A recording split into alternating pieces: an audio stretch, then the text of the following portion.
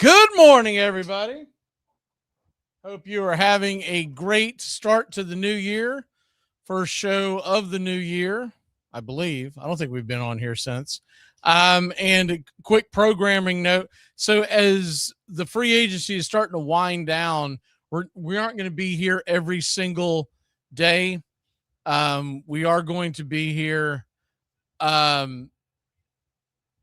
See what is today? The 6th, excuse me. So we are going to see how it plays out unless some really big news happens. But we are planning on being here. I know we're going to come in on the 29th. And other than that, because that's the day before, or that's the Thursday before Braves Fest. Other than that, we are going to play it by ear. This will be the last show until the 29th, which is 3 weeks from today. But there's most likely going to be something that pops up because the Braves are still kicking the tires on a lot of starting pitching free agency. In fact, there was an article out, I believe it was yesterday morning, by Mark Bowman, MLB.com. I would highly suggest that you read that. By the way, I don't know if y'all saw it or not, but David O'Brien of The Athletic, New York Times, formerly of the AJC, one of the beat writers for the Atlanta Braves, he has retired. He announced his retirement on the 31st of December. So he is gone. He is retiring. He says that it was his decision. So I'm going to assume that is the case, that it's his decision, that he didn't get elbowed out or anything like that. So we wish him a great retirement. He was with the Braves for many, many of years, and hopefully we get I know Bowman's still going to be doing the Braves. Hopefully we get another writer in. And there's been a couple of guys that have done some things over the years for the Braves. I almost wonder, there's a couple of them that I have in mind that may be coming back into the fold. So we'll see how that plays out. But he is retired. So Bowman, one of the Braves writers, is now no longer. So with that being said, we're going to have some changes in the 2026 Atlanta Braves. They're in their media, and he used to do a talk show, and I'm trying to remember the name of it. He changed the name so many times I can't remember the name of it.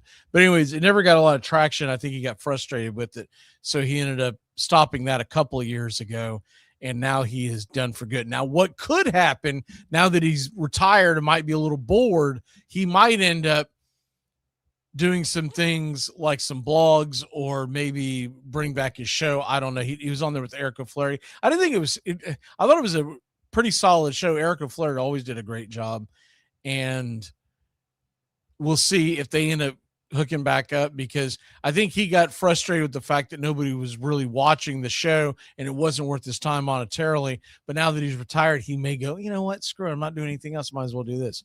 So we move on from that. Do want to make a couple of points on the schedule that you've probably already paid attention to if you got the alert set up. If not, go ahead and do that on our YouTube page. And if you're watching us on Facebook or a couple of the other outlets that we have, remember, YouTube's the best place to find us, because that's where we do our show cards. That's where we put up what's up and coming. And you can't really do it with Facebook because they kind of hamstring you. They kind of handcuff you with that kind of stuff. So we always wait to come on to Facebook after the stream has started on YouTube. And there's a ton more people watching on YouTube than there ever is on Facebook. And that's just the way they're designed. In fact, there's a talk show that I watch. It happened to come on Facebook yesterday. And I did what a lot of people do with YouTube. I push it down so I can go do a couple other things. And I realized, oh yeah, well, Facebook, if you leave the video, then you just don't get it. You can't hear it. With the YouTube. You can, especially if you YouTube Premium, you can push it in the background. You can go to X and scroll around, which is what I like to do when I'm listening to talk shows. But anyways, that's why you never get a heads up of what's going on Facebook until the last minute, because the way they have it set up, they will, things like our play-by-play broadcast, they think that we're going to go out there and try to pirate video. And so they'll try to block it. And so you can't do that. I'm like, that's not what we're doing, but that's what they think you're doing. So is what it is. But some of the things that are coming up on the Braves Country Radio on YouTube, we got a jam-packed off season. We've already been pretty busy. Tomorrow night, we're going to be doing Once Upon a Pastime series. I believe tomorrow night's is the Goats You Should Know. And that is going over players. That one's going to start at 5:30, not your typical 6 p.m. That's going to start at 5:30 because we want to make sure we're done and well done before the college football game kicks off. Our goal is to be done before 7 o'clock, which is when their pregame starts. So the Goats You Should Know, those are guys that we're going to go over. They're some of the greatest players of all time that a lot of people don't know, because when people start talking about the greats in baseball, as many teams and as many players that have played this great game well over 150 years now, we're creeping up towards 160.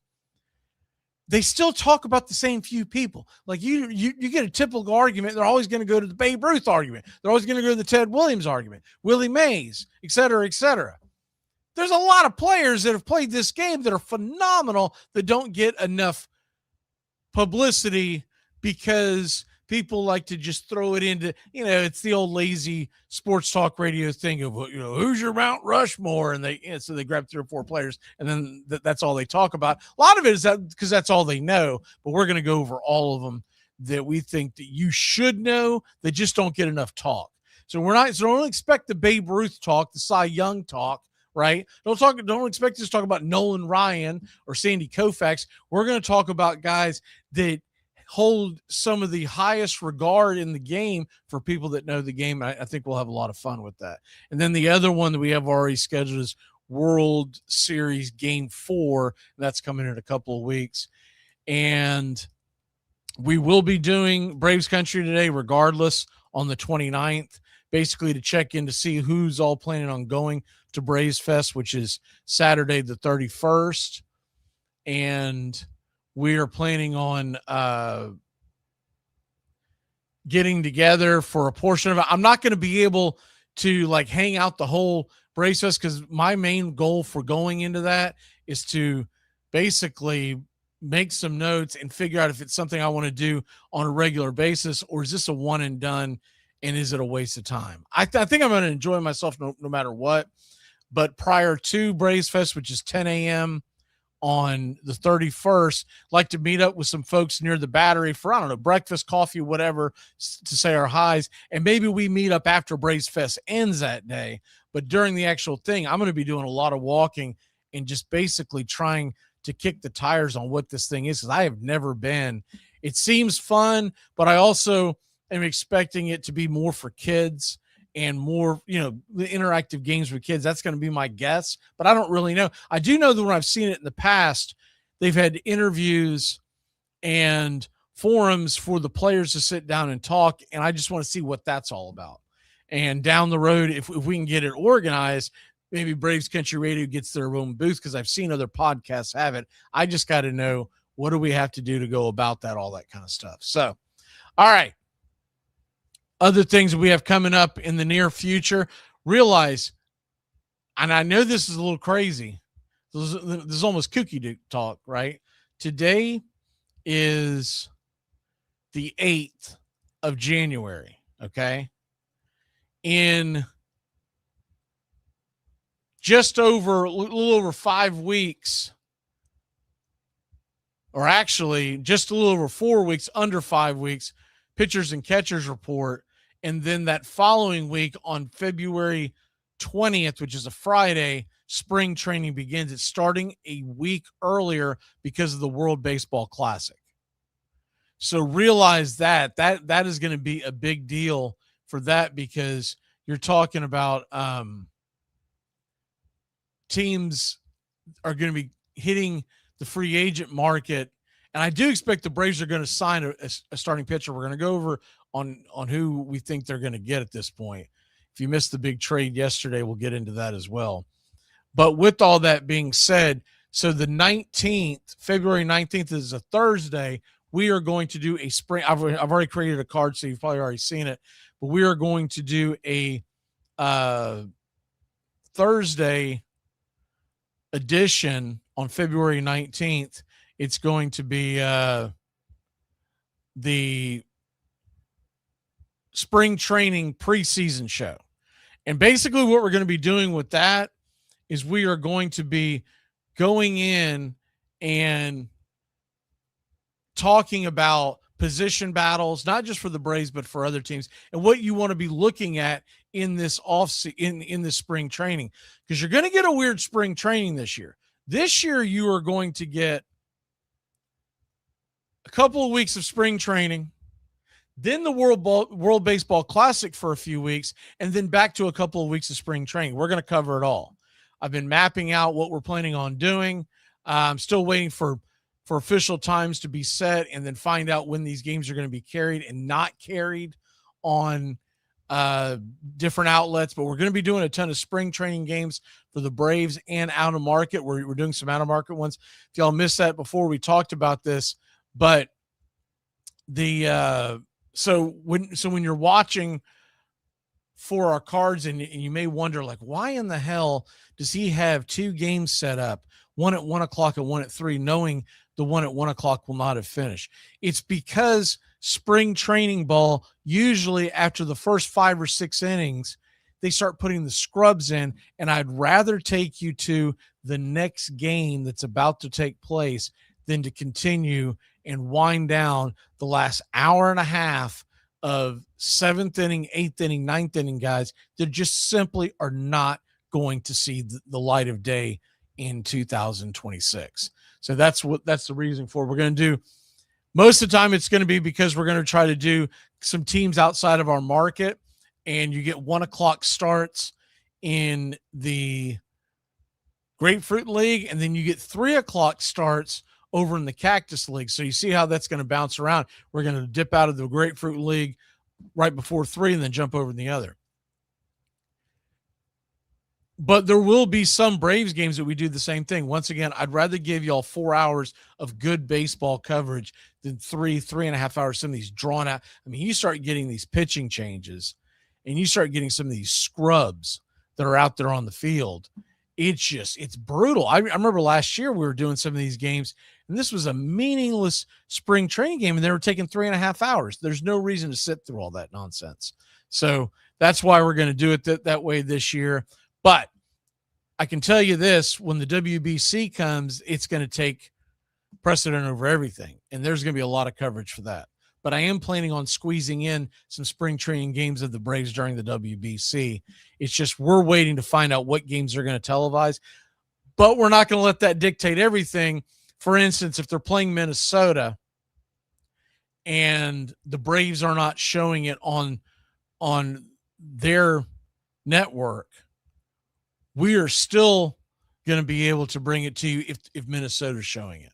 So get ready for a lot of those that are going to be coming in once again February 20th. I do know we're going to try to do a doubleheader. We're waiting for it to get nailed down, but right now I think the doubleheader on the first day of spring training on that Friday, the Braves don't play. They play Saturday against Tampa. Now, the last few years, neither Tampa nor Atlanta has broadcasted anything until about 3 weeks in. So we're waiting to see who the first team that steps up and says, we're going to broadcast the Braves, and then we're going to be there for all those. But on that first day, I'm fully expecting you've got the Yankees in Baltimore are playing at 1 o'clock on February 20th on that Friday.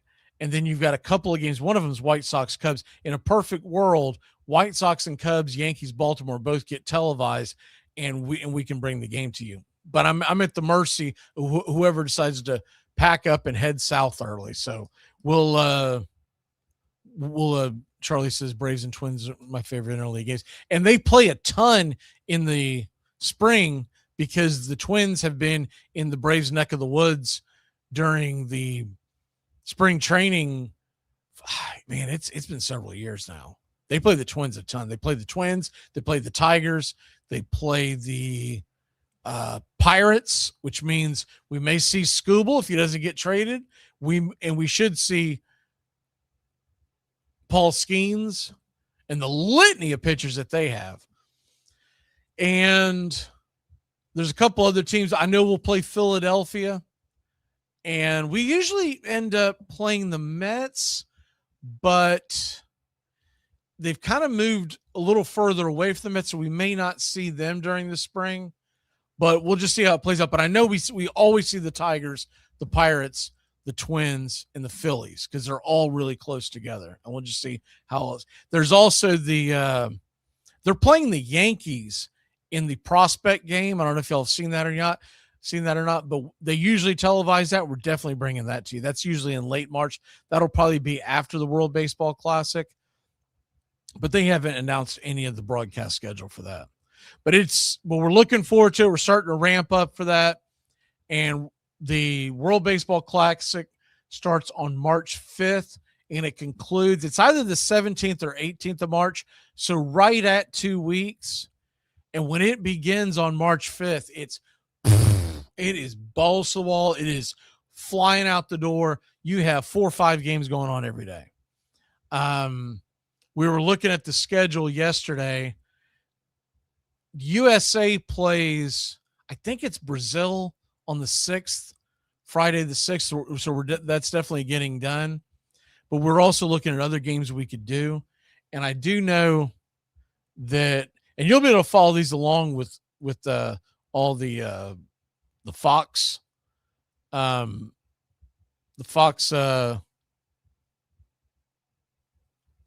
they say Fox Media, so it's going to be regular Fox, but it's also going to be things like FS1, FS2, all that kind of stuff. So what I've got jotted down right now is that hopefully the latest we'll see the Braves spring training televised would be Monday versus Baltimore on February 23rd, or Tuesday Atlanta versus Detroit on February 24th. I would hope one of those have a broadcast. There's a chance we get it on that Saturday on the 21st. But once again, they're playing Tampa, and Tampa and Atlanta have done a terrible job the last few years starting spring training with television broadcasts. The one thing we did get last year that we didn't get in previous years, and we may get it again, and it's a little rough, but I'll still do it for you, is you get these cameras that are set in the ballpark, and they'll end up putting the cameras in there, and you don't quite get the same quality of broadcast, but you can see the game pretty much, and you can get an idea of what's going on balls and strikes. And remember something too, this spring, they're going to be going all out with the ABS system, which is coming into the fold in 2026 in the regular season. We'll get to see all of that. I'm probably going to get you a diagram the next time we talk, but I was looking at something this morning, and the guy brought up something that I think a lot of people don't realize that I'd kind of forgotten about. But the ABS system is set up where, if you imagine this, like if you look over my shoulder and you see the Braves home plate that I have back there, and you see how the plate comes across, right? And everybody knows how it sits on home plate, right?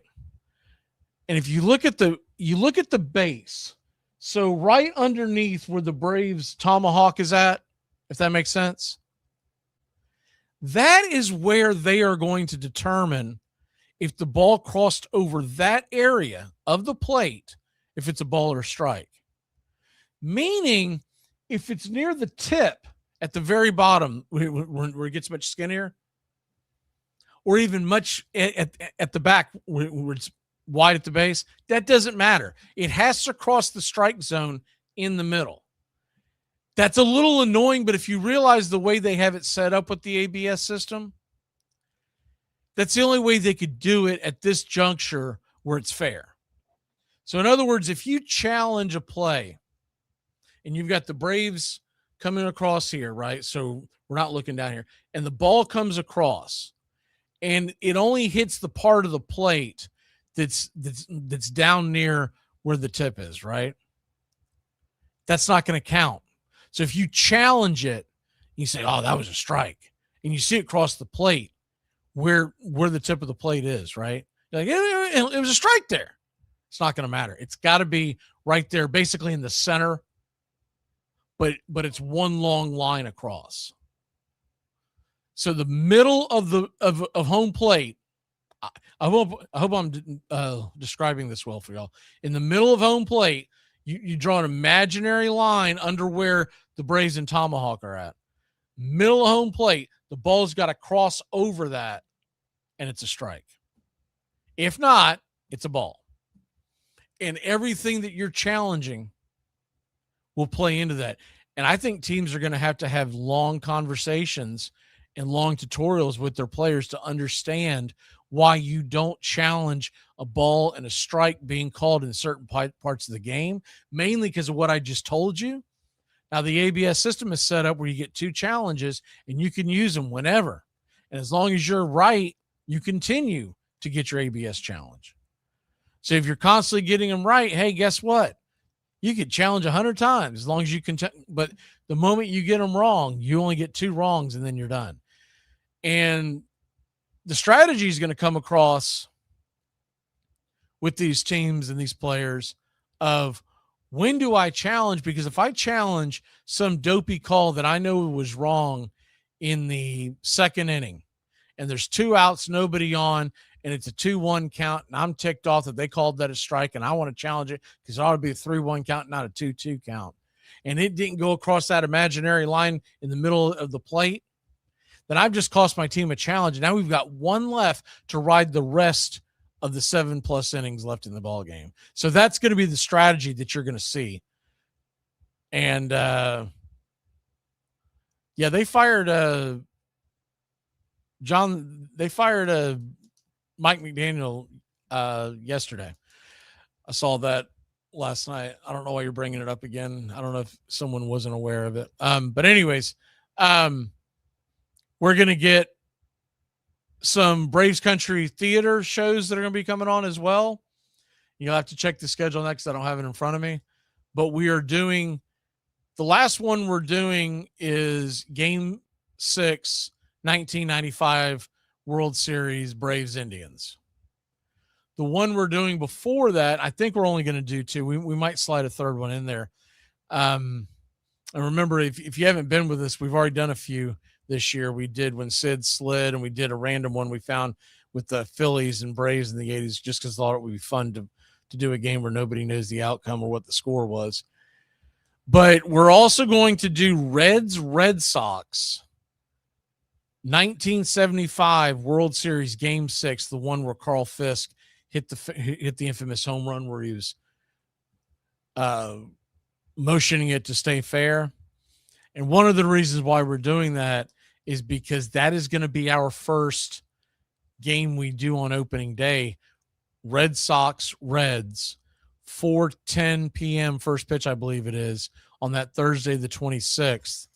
And we're doing that game, and then we're doing Cleveland versus Seattle that night. So we're doing a doubleheader on opening day, even though the Braves have punted opening day to that Friday. That Friday, we're going to do the Braves Royals, and that's the only game we'll do that day because we're going to be doing some other things with it. But that's what the schedule looks like. But looking at the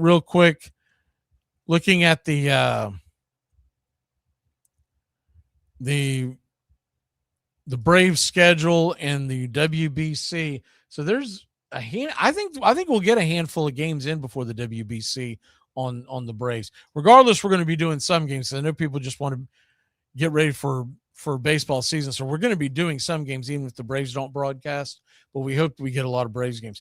Friday, the USA plays Brazil. That's March 6th at 8 p.m. Saturday, the USA plays Great Britain.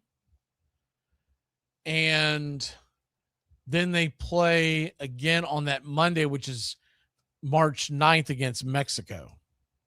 They're also playing Italy on Tuesday, March 10th, and that's at 9 p.m. So a bunch of games that we're going to do. So they play the 4 games, and then they go to what is the next stage. The top 2 teams make it, and we'll do the playoffs. That begins Friday, March 13th. So you see how you basically have pool play, international pool play, which is much like that they do in the World Cup, if you're familiar with how the World Cup does things. And then as opposed to dragging it out, it happens in like a week, and then they immediately go to the elimination rounds, and that starts on Friday, the March 13th, and Saturday, March 14th. And you will have I think the championship looks like it's on Tuesday, March 17th. And assuming it's the USA in it, we're definitely going to do the championship game, but we're probably going to do it regardless. But it should be the United States WBC team.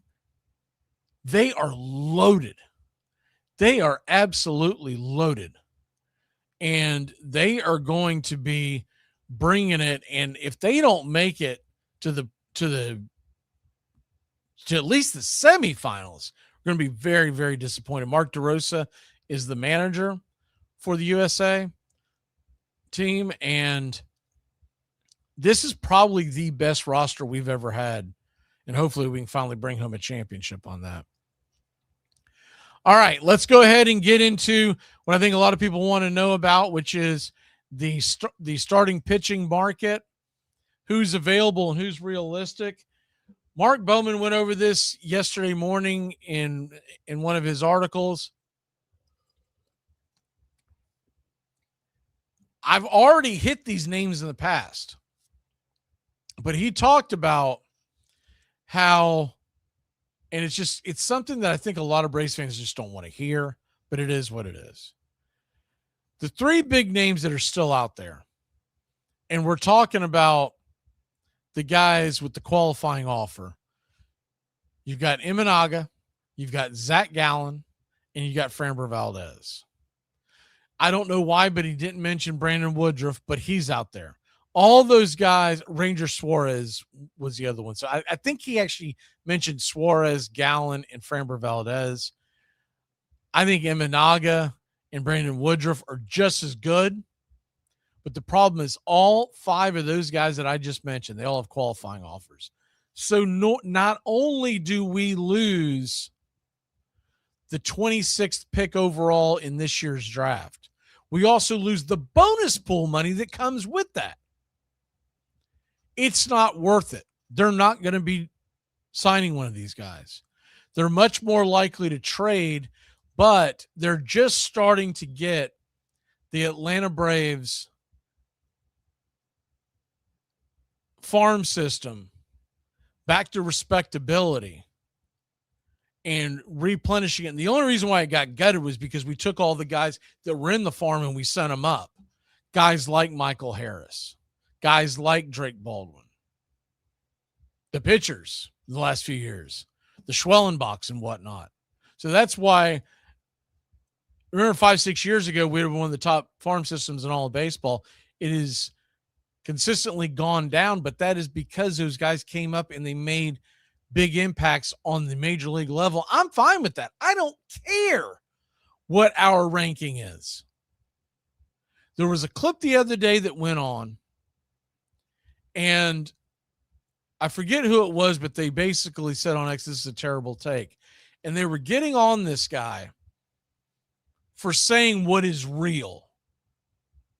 And it's not that the guy just didn't understand what he was looking at. The guy wasn't saying this is how you should be a general manager. He was saying that's what it is today. And I've been saying that for a long time. That GMs in Major League Baseball do not look at anymore. Winning a World Series is what makes you a great GM. It's setting up your entire infrastructure, meaning all of your, not just the draft picks that are upcoming, but the guys that are currently in your system. And they look at it because this is how they look at it. And I see the argument for it. So there was no way I was going to kill the guy for saying this. They look at it as, if I'm competing every year, winning a World Series is such an arbitrary thing because you have to have everything fall right and all of it to the point where I'm not going to say it's luck, but you do need good fortune from health and whatnot, and that your hitting stays hot, that your pitchers don't spit the bit, and you try to get that all in one momentum swing like we had in 21 to be able to bring home a World Series championship. And what he was saying is that most GMs nowadays don't believe that way, that they believe that to hell with the World Series championship, I want to make sure that I have a solid top to bottom team, right? Not just on the major league level, but also in all the minor league levels, so that I can show you, this is how I've built this. And if we get on the right run, we can win a championship. That is what has happened. That is what has happened. And so it's not something us fans want to hear. And it was a stronger argument before last year, because before last year, we had not seen a World Series champion go back-to-back since 2000. Now that the Dodgers have done it back-to-back, that argument kind of starts to fall short. But there's still a lot of good fortune has to come into play, mainly staying healthy. But then also, I still think it's a big deal. Is it, when do your bats get hot and when do they not get hot? And so that's the argument he was making. He wasn't saying that he thinks that's how you should stack yourself. That's how you should measure yourself. He was saying that's how these guys measure themselves nowadays. So when you wonder why they don't make the big trades and gut their farm system, it's because of that, because they don't believe that one player is going to send them over the edge. They don't believe. Now, that is not the case in the National Football League. That is not the case in the NBA. But why is that? It's because they don't have a minor league system. Nothing to really speak of. I mean, you got the G League, you got the practice squad, but no one builds the reputation off of that. So Major League Baseball is a different kind of organism. And that's so when we talk about guys that could be out there for trade, just realize I'm not convinced that the Braves will stack their chips up in for a big trade. I think they're more likely to hit the free agent market on a guy without a qualifying offer. Because there's talks about Freddie Peralta, and that would be my number one get. But the Brewers have been so good at evaluating talent. If they give us Freddie Peralta, we've probably gotten taken. They're going to take a pitcher and run him for the next 4 or 5 years and get all they can get out of him. And we're probably going to be regretting it because Peralta only has 1 year of 1 year of control left. He walks as a free agent at the end of this season. So here are the guys that are more realistic. This is one of the first guys that he mentions in his article. I've been talking about this guy all offseason, Chris Bassett. He'll be 37 years old on opening day. And he is a guy that can bounce back and forth from the pen to your starting rotation, but he's really there for the back end of the starting rotation. And when you look at Chris Bassett, what he can bring to you, because look, in theory, the Braves have enough starting pitching to hit the season and could always make a trade at the deadline. But what they've ran into, especially last year, was the injury factor, and they don't want to get caught with their pants down again. They want to be out there thinking that they're going to get big innings from Raylo and big innings from Schwellenbach, Grant Holmes, et cetera, and then all of a sudden you hit spring training, you're like, I don't know, man. I think we're going to see him in May, and you know May means July. It always does. So they're looking for a veteran to sign to a short deal, probably a 1-year deal, to free them up to be able to extend Chris Sale and be a little more aggressive on different other players once they get through the 26th season, because they want to find out, what do we have in Raylo? What do we have in Schwellenbach? Are these injuries going to be something that's going to cripple them long term, or was it just a bump in the road? So Chris Bassett would be my number one guy that I would be circling, mainly because Lucas Giolito, and he does not have a qualifying offer on him, by the way, but Lucas Giolito is going to be 31 on opening day, and I don't think Lucas Giolito wants to sign anything shorter than a 3-4 year deal at a decent AAV. So if you go Giolito, you're going to get caught into the mix of, all right, well, we're going to go out and sign him, but he's going to be a part of our starting pitcher DNA for the next 3 to 4 seasons. Is that something you want to do? That would be, Bassett would afford you to be able to get out of that type of thing. So would Nick Martinez. I don't think Nick Martinez is looking for a long-term deal. He's probably looking for a 2-year deal, but Martinez, once again, is a guy that can bounce in and out of the pen. He's much more valuable as a swing man out of the pen than he is a starting pitcher, but he can fill valuable innings. A wild card that is out there because he's had so much success, but he was horrific last year after coming off a major injury, is Jordan Montgomery. He's still out there as a free agent. Remember, they gave the big contract to him in Arizona after he held out after the 23 World Series championship. And he didn't live up to expectations because he had the big injury. And when he came back from the injury, it's horrific, and Arizona got rid of him. He finished the season with Milwaukee. He is a name that is out there.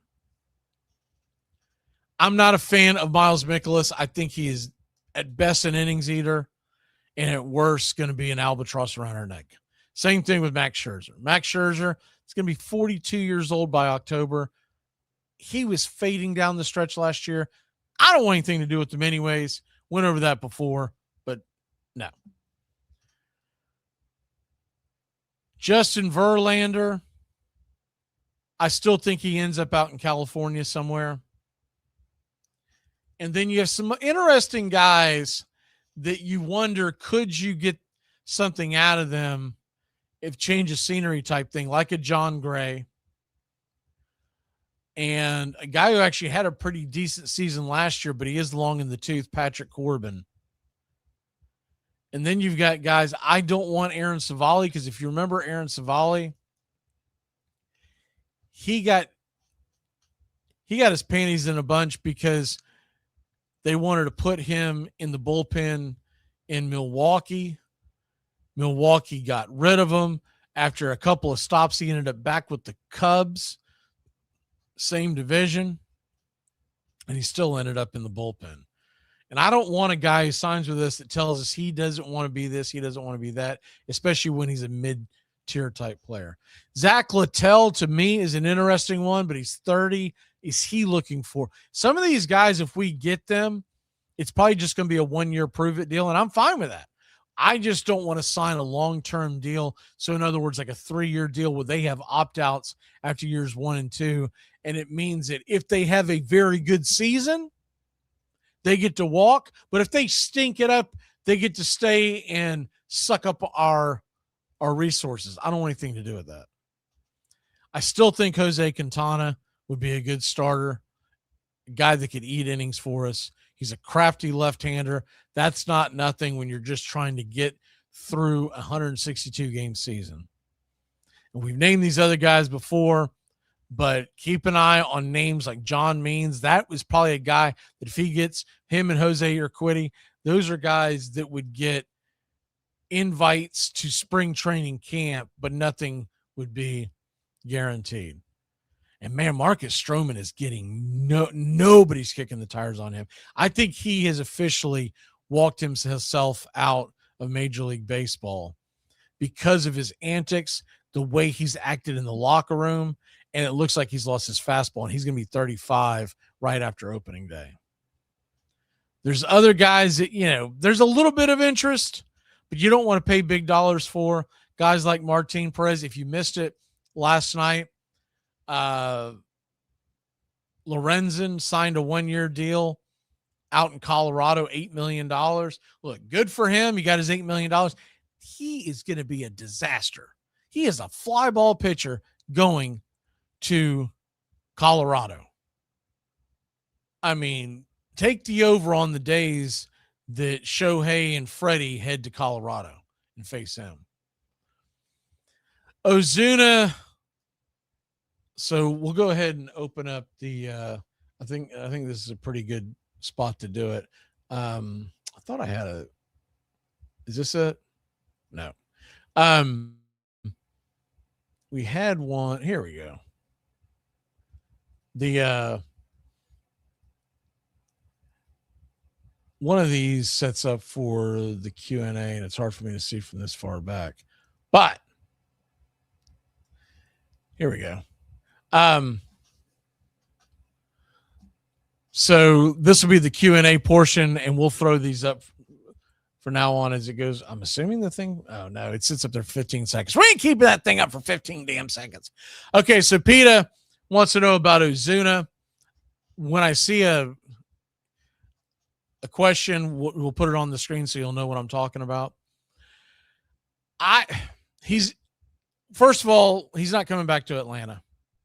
He has been replaced essentially with what is going to be, if he comes back to Atlanta, it would be on a very cheap deal, and he's either getting traded or DFA'd when Sean Murphy comes back.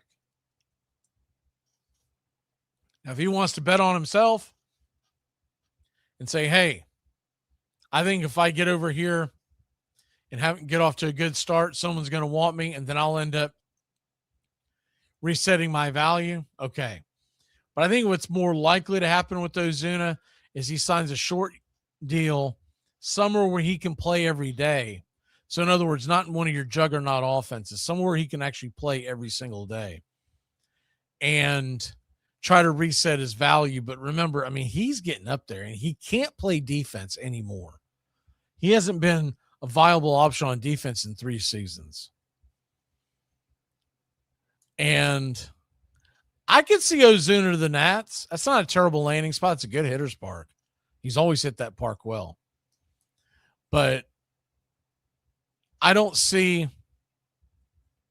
I don't see any kind of situation where you get Ozuna on a contender. Like, in other words, he's not going to the Dodgers or the Yankees, I don't believe, because I think that their lineups are so deep they wouldn't have anywhere to put it. I also don't think he's going to end up like at the Mets with the Phillies, because you can't put him in the outfield, and you've already kind of earmarked. Phillies obviously going to have Schwarber at DH, and the Mets, they're still in kind of in a mess right now, but I do think the Mets are going to get aggressive in the next few weeks. I think the Mets are going to make a bigger move in the next couple of weeks that's going to reset how we think of the Mets roster right now. I mean, the biggest way that they could make a splash would be to sign like a Kyle Tucker. But I think it's more likely that they move a Jonah Tong to get a Luis Robert. And for whatever reason, they are not being ultra aggressive in the majority of the free agent market. And it's a little strange because when Steve Cohen took over the Mets, everybody was being sold the bill of goods, including Mets fans, that you were going to have a team in New York that would rival the Yankees in spending. And also there would never be a spending limit to keep them from building a champion. Well, we're just a few years into his ownership, and it seems like they're coupon clipping this year. Peter says Murphy comes back in a month or so after the season starts. That's what they're saying, Peter. I just don't know. I'll put it to you this way. They're going to tell you they hope to have him back in April. I'm assuming June. So I believe that they are going to have to go out, unless they go back with the route of Sandy Leon. They're going to have to bring in another veteran catcher to try to at least compete for some at-bats. Because Leon, look, he was lightning in a bottle in 3 days in spring training last year, but he's not a hitter. You look at his numbers over his career. He's no, Murphy is not on track to be ready for opening day.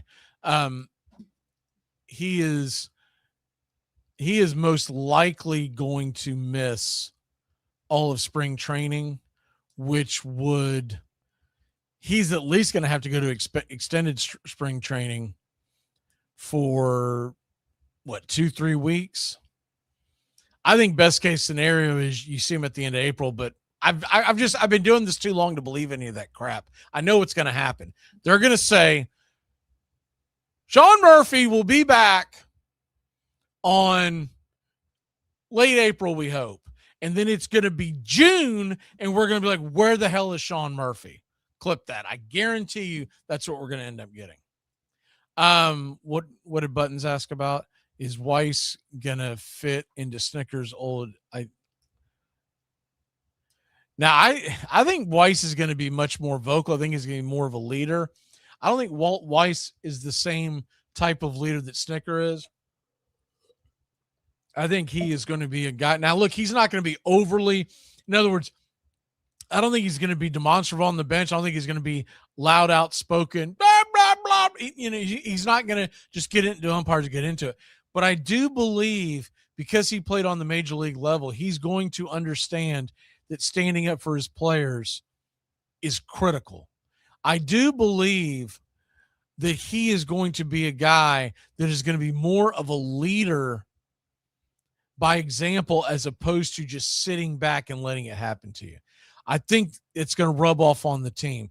What I'm more interested to see is that all the other moving pieces that we brought into the coaching staff, how do they gel together? And does this become a team that has the kind of fight, the kind of energy it had when Young and Washington were the first and third base coaches? Or is it going to be kind of the blah, blah, blah, just let things happen to you that we saw with Goodwin and what we saw with Tui? And then, of course, then it was Freddie Gonzalez.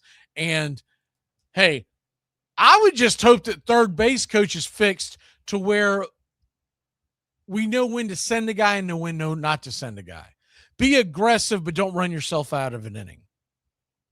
And I'm okay with taking chances from time to time. I'm much more in favor of a guy forcing the hand than to always sit on his hands. If he can sit out there and he can say, man, I thought it was going to take a perfect play to get the guy to play, I'm okay with that. I don't want to do it every time. And a lot of it has to do with the momentum of the game. Who do you have coming up in the lineup? Right?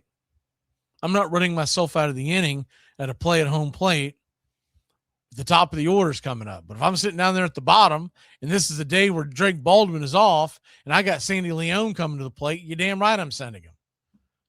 So that's what I'm looking at on that is, John, I hope it's not June, but I just know how they do it. I've watched this forever. Remember last year in the middle of spring training, we were being told Ronaldo Lopez most likely just to miss a couple of starts. And then we never saw him the entire year. And that's not the only time that's happened. I'm just using that as an example. So when you talk about that kind of a surgery for a catcher, it's not just being able to catch, right, to get in that position. It's also be able to open up the hips when you're swinging the bat, et cetera, et cetera. So I'm a little concerned about that. While we're talking about that, let's go ahead and hit what catchers are maybe out there on the free agent market. There's not a ton out there. Now, this would be a dream come true, but he's looking for a starting position, and he's not looking to be a third fiddle. JT Realmuto is still out there. I think he probably ends up back in Philly eventually. I don't know why he's still a free agent. I feel like he's a very interesting player to be out there. The more likely type of guy, and this guy would be interesting because you're talking about being able to have him catch. I don't think you'd have to pay much for him. And at the end, you can probably DFA him, would be like a Reese McGuire, an Austin Barnes. These aren't guys that are going to get you excited, but they're literally there to just give Drake Baldwin the day off. And then when Murphy does come back, assuming that he comes back, then Drake Baldwin becomes your everyday designated hitter,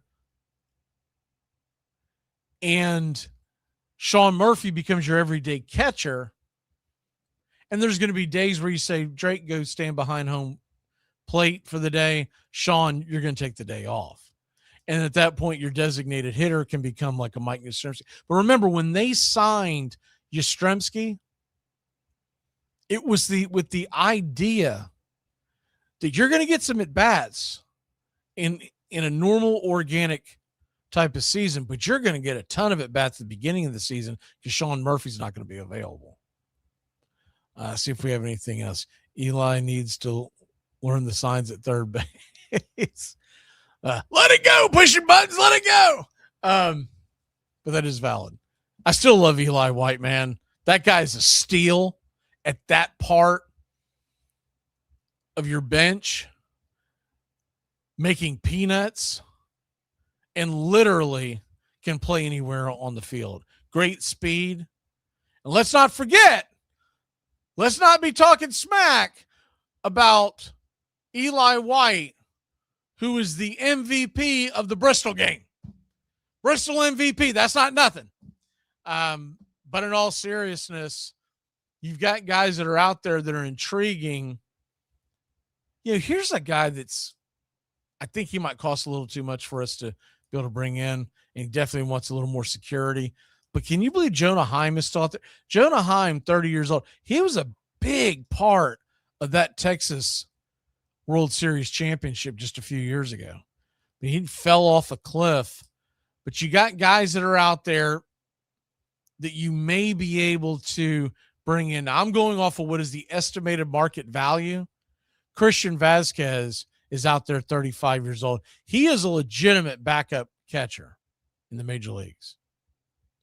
He is a guy that could ride with the Braves for a few months, let Murphy get completely healthy, and then maybe you trade him off for some kind of a relief pitcher or whatnot. And it would afford you to be able to keep a guy like a Leone down in the minors in case there's an injury. But more importantly, you could keep. So the other options, and these are a little higher in the AAV, Victor Caratini, I'd rather have Christian Vazquez, to be honest with you. He's always been clutch, too. He's one of these weird guys that if you followed Red Sox baseball at all, and I have over the years, he was huge for the Red Sox a few years ago in the postseason. And when you would look at his regular season stats, he's nothing. But if you could keep him around And there is an option there for the Braves to possibly roll with 3 catchers when one of them is your everyday designated hitter in Drake Baldwin, and then you roll in with, let's say, a Vasquez-Murphy combo all throughout the dog days of summer. Not saying that you necessarily take that into the postseason, but it's an option. I don't love Gary Sanchez because they're talking about his AAV being $4 million, which is 4 times of what Vasquez is, and he's 33 and he's a heavier catcher, and that usually wears on the knees, and they usually don't have great offensive years this late in their career. Elias Diaz is still out there, $2 million. They don't have an AAV mark for Tom Murphy. The guy that, look, he's only 27 years old. A few years ago, he was looked upon as an up-and-coming catching prospect for the Royals, and for whatever reason, he has had a couple of, about a year and a half of horrific offense, is MJ Melendez. He can also play the outfield, but he was a catcher. Whether or not teams still view him as a catcher, that's the big question. But he does not have a market value right now assigned to him. Who I think is more likely is if you get a Vasquez or a Reese McGuire, let them spell it. If not, we're going to end up with someone like a Sandy Leone, who I think is well past his prime. See if anybody else has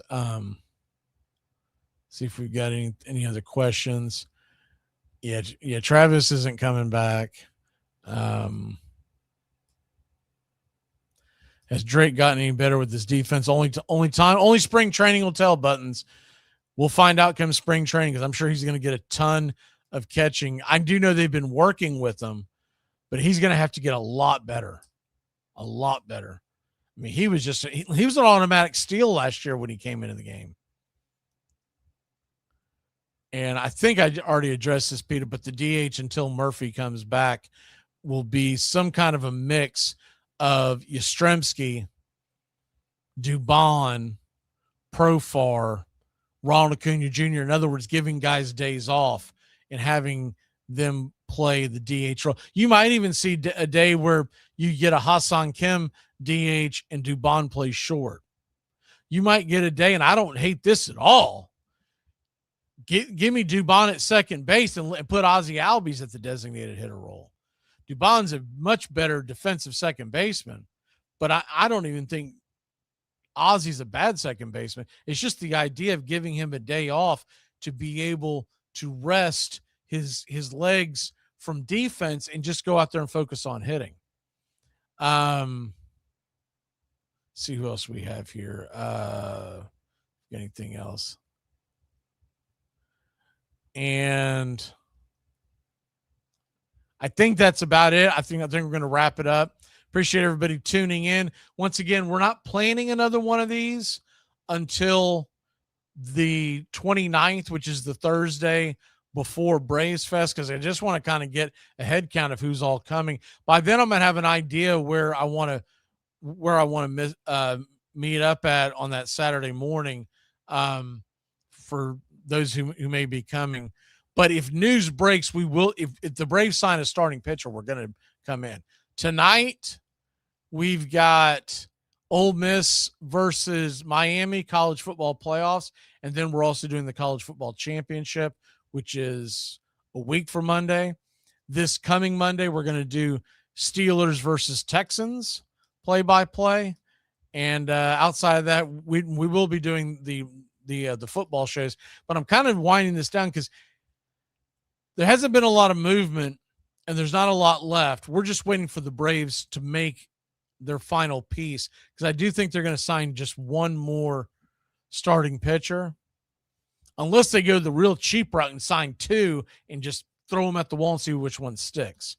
But I'm hoping it's more of a solid get, like a Chris Bassett or some of the others that I mentioned. All right. We will see you tonight, 7 o'clock. 7:30 is the kickoff. 7 o'clock will come on the air. If any news breaks today, we'll talk about it then. If some of the big news breaks for the Braves today, we'll probably come on a tad early just to talk about that and then get set for the football. Y'all have a great day. Appreciate y'all tuning in. Appreciate the members. And we got a lot of stuff going on. Remember, tomorrow night's Once Upon a Pastime, the goats you ought to know.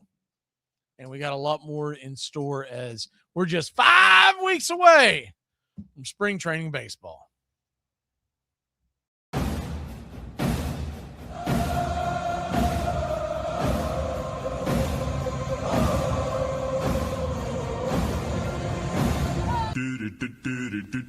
Goodbye, sweetheart. Well, it's time to go. We're back tomorrow with another show. Well, unless we're fired, we'll talk to you then. Goodbye, sweetheart. Goodbye. Goodbye. Guys and gals, it's time to go. We'll see you on the next show. Same bat time, same bat channel. It's closing time, y'all. You don't have to go home, but you can't stay here. Have a great one. On your way out, please like and subscribe. And don't forget to tip your favorite bartender. We'll see you. I'm Mac McGee, signing off for Braves Country Radio.